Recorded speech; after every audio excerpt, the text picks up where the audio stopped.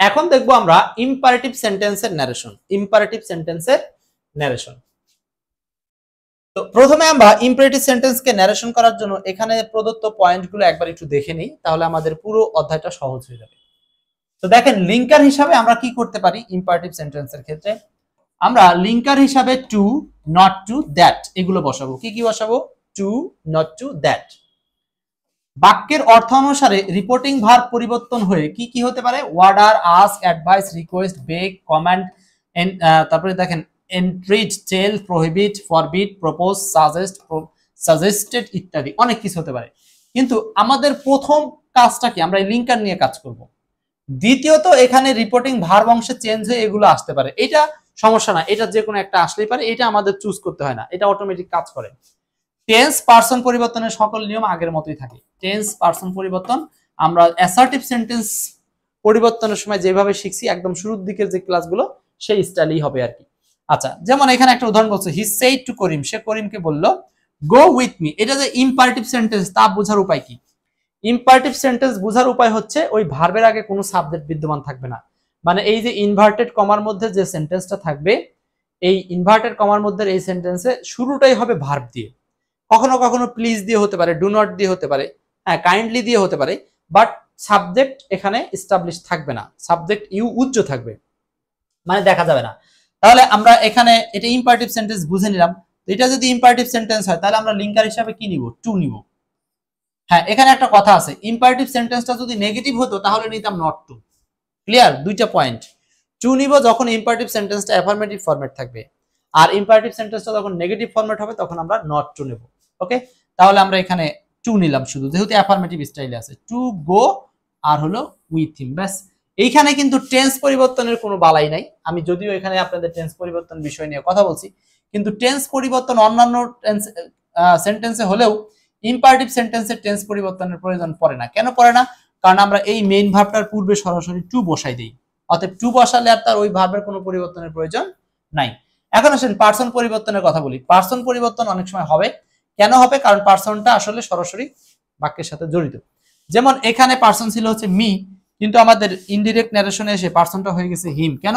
First person পরিবর্তন হয় subject অনুযায়ী, সাবজেক্টটা কি ছিল? হি। এই জন্য ফার্স্ট পার্সন ওই মি এর জায়গাতে এই হি কে কনভার্ট করে লিখতে হয়েছে হিম, কারণ এটা অবজেক্টিভ প্রোনাউন। সো আমাকে এই অবস্থানে পার্সন পরিবর্তন করে সেটাও অবজেক্টিভ লিখতে হবে। এটা ছিল ফার্স্ট পার্সনের অবজেক্টিভ স্টাইল, এটা হলো থার্ড পার্সনের অবজেক্টিভ স্টাইল।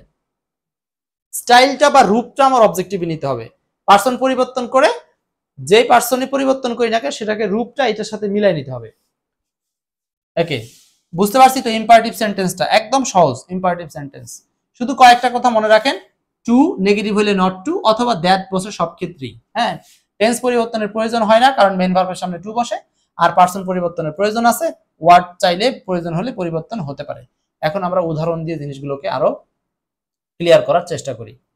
আসেন, এক নম্বর, I said do it, change the narration. I said do it, আমি বললাম এটা করো, এটা করো।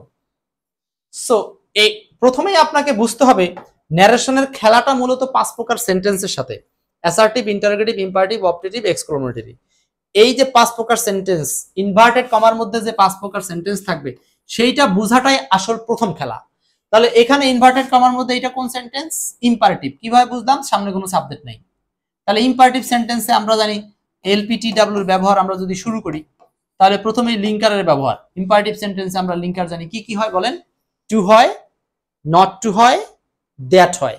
তো দেখেন অপশনে টু, নট টু, দ্যাট এরকম কয় জায়গায় আছে? হ্যাঁ, দ্যাট আছে। তো আমরা দ্যাটকে প্রথম প্রাধান্যে কখনোই রাখবো না, মনে রাখবেন। কারণ হচ্ছে যদি টু থাকে তাহলে টু হচ্ছে প্রথম প্রাধান্য, টু হচ্ছে প্রথম প্রাধান্য। তো এখানে দুটো অপশনে টু আছে, খুবই একটা স্বাভাবিক একটা অপশন। কিন্তু এখানে জাস্ট পার্থক্য কি? এখানে সেইড, এখানে অর্ডার। আমরা বলছিলাম যে ইম্পারেটিভ সেন্টেন্সে সাধারণত যখন ন্যারেশন পরিবর্তন হয় তখন সেইড সেইডে থাকে না, এটা পরিবর্তন হয়ে অর্ডার, প্রহিবিট, সাজেস্ট এই ধরনের শব্দ রূপান্তর হয়, মানে নির্দেশনামূলক শব্দগুলোতে রূপান্তর হয়ে যায়। তার মানে এখানে আনসার হবে অর্ডার। খুব সহজ। নেক্সট, দুই number, change the speech. I said do it, একই তো, একই। এটা তিন নাম্বার আনসার। তিন number, she told us to hurry, সে আমাদেরকে বলল তাড়াতাড়ি করতে। শি টোল্ড আস টু হারি।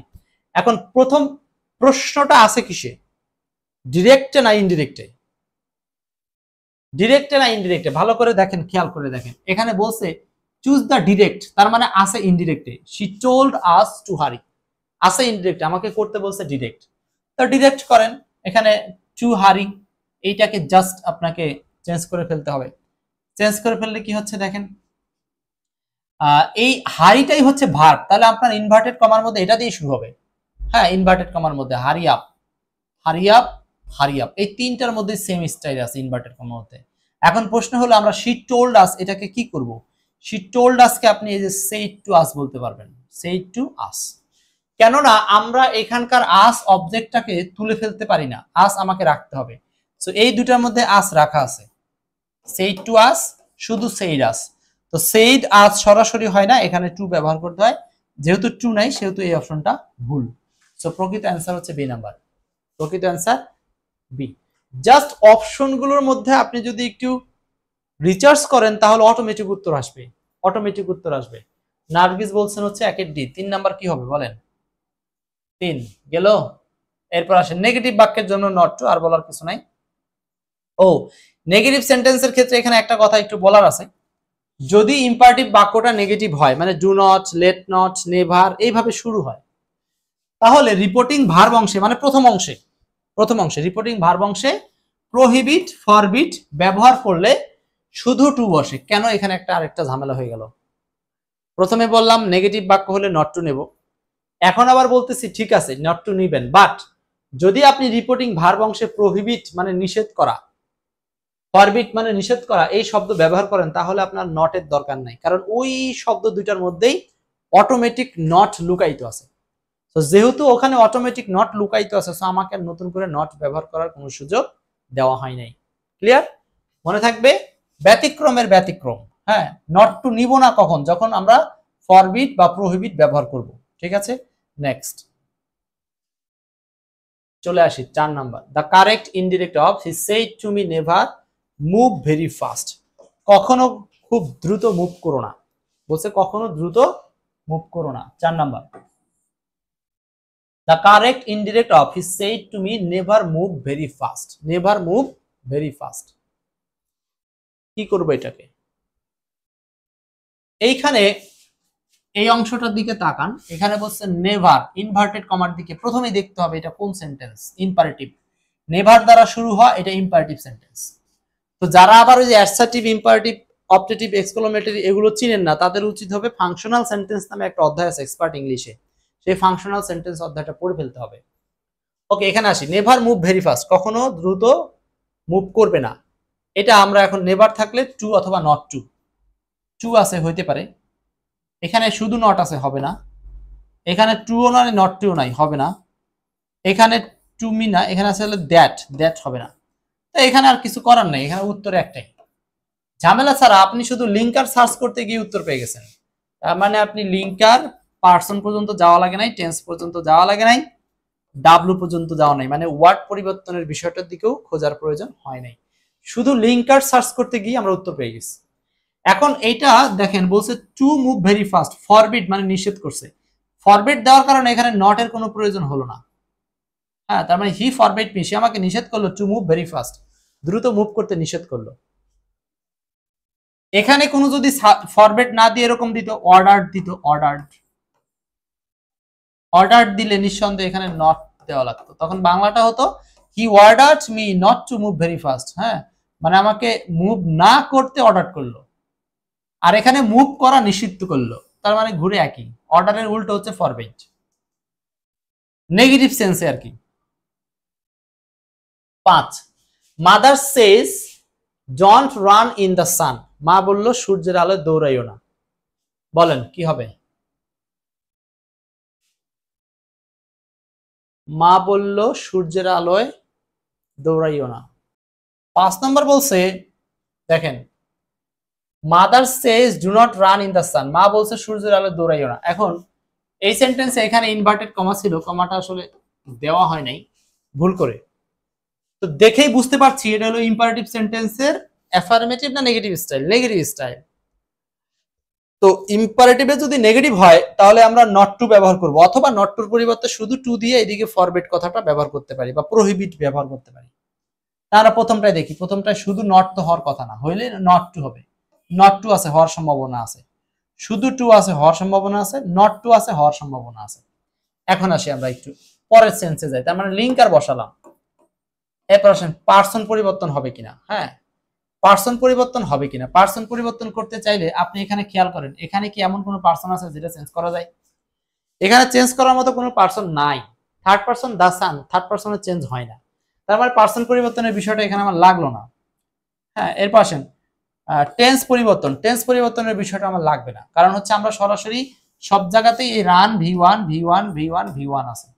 ঠিক আছে, এখন ওয়ার্ড পরিবর্তনও আসলো না, তাহলে এখানে সমস্যাটা কোথায়? সমস্যাটা আমাকে খুঁজতে হবে এই রিপোর্টিং ভার্ব অংশে। রিপোর্টিং ভার্ব অংশে, তো রিপোর্টিং ভার্ব অংশে আছে মাদার সেইজ।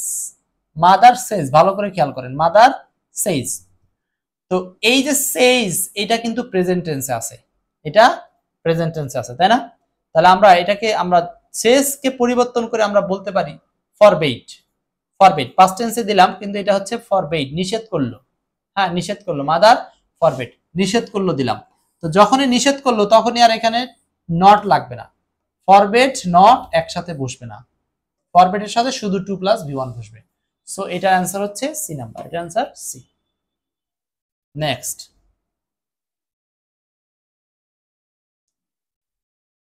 আচ্ছা,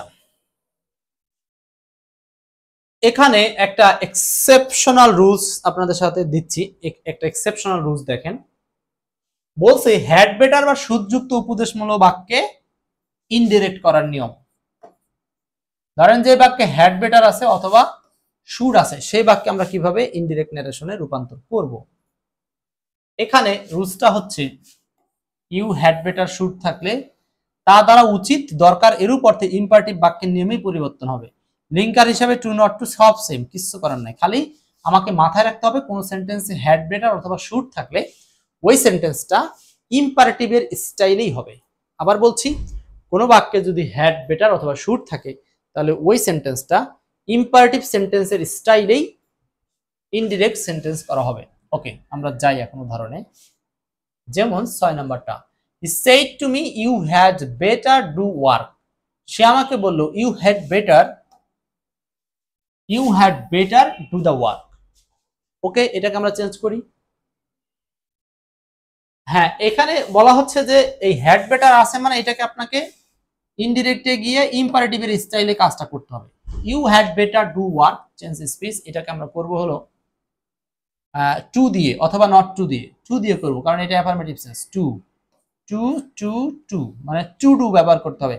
হ্যাড বেটারের পরে সরাসরি যে ভার্বটা আছে সেই ভার্বটাই নিয়ে নিতে হবে, শুধু হ্যাড বেটারকে উইথড্র করে দিতে হবে। এখানে আরেকটা জিনিস খেয়াল করতে হবে, এখানে ইউ হ্যাড বেটার থাকবে কিন্তু, হ্যাঁ ইউ হ্যাড বেটার থাকবে, ইউ থাকা লাগবে। তার মানে এখানে to do to do to do to do সব জায়গায় টু ডু, এটা হবে না, টু ডু নাই। এখন আস্কড হবে না, এই পাশে একটু তাকালে দেখেন আস্কড হয় ইন্টারোগেটিভ সেন্টেন্স, এটাও বাদ।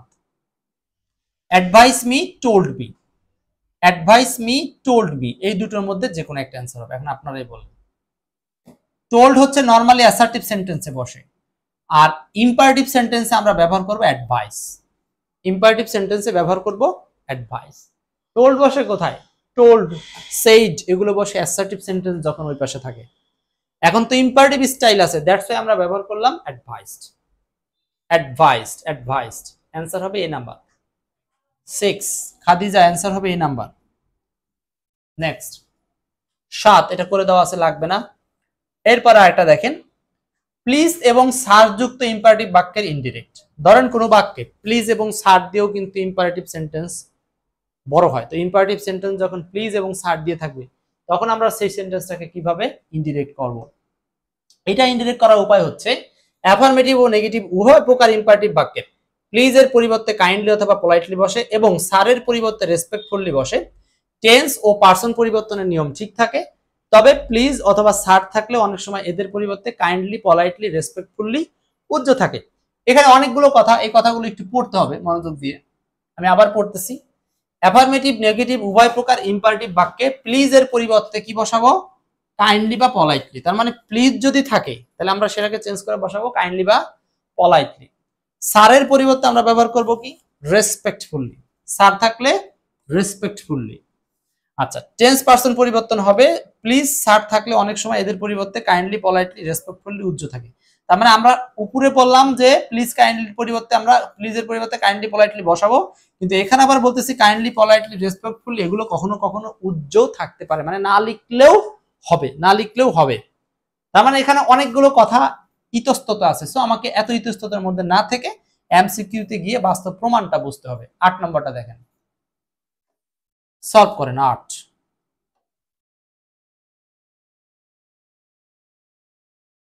বলছে লেট ও 8 নম্বর হলো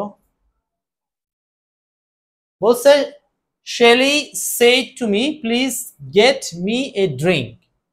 Shelley said to me please get me a drink, মানে সে আমাকে বলল, শেলি আমাকে বলল দয়া করে আমার জন্য কি আনো, একটা ড্রিঙ্ক আনো, ড্রিঙ্ক।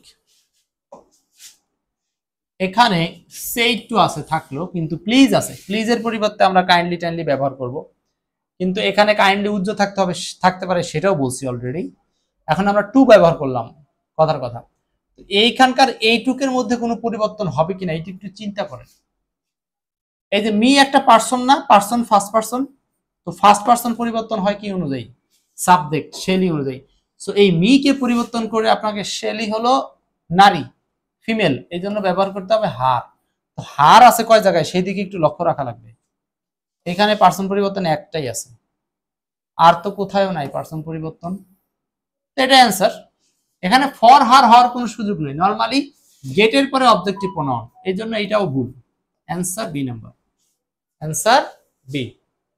দেখছেন, তার মানে এই ন্যারেশন গুলো সাধারণত আপনার মুখস্থ করে কোনো লাভ হবে না, কারণ এগুলো অপশনের ভিন্নতা বুঝতে হবে।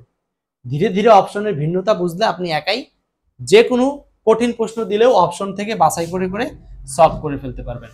ক্লিয়ার? ওকে, নেক্সট। লেট প্লাস আস যুক্ত ইম্পারেটিভ বাক্যের ন্যারেশন। মানে কেবল এক ইম্পারেটিভেরই কতগুলো ধরন, দেখছেন, ইম্পারেটিভেরই অনেকগুলো ধরন। বলছে লেট প্লাস আস যুক্ত ইম্পারেটিভ বাক্যের ন্যারেশন। খুব সহজ, এখান থেকে একটা পয়েন্ট নিলেই হবে আমাদের, আর লাগবে না।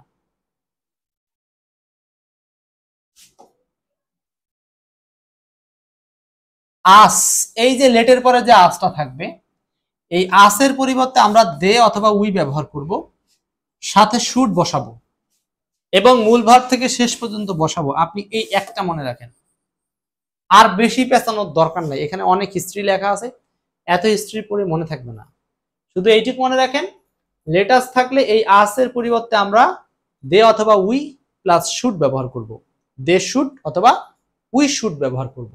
সো আমরা এখন প্রশ্নে চলে যাই, দেখি আমরা প্রশ্নে যেভাবে বললাম এভাবে উত্তর খুঁজে পাই নাকি।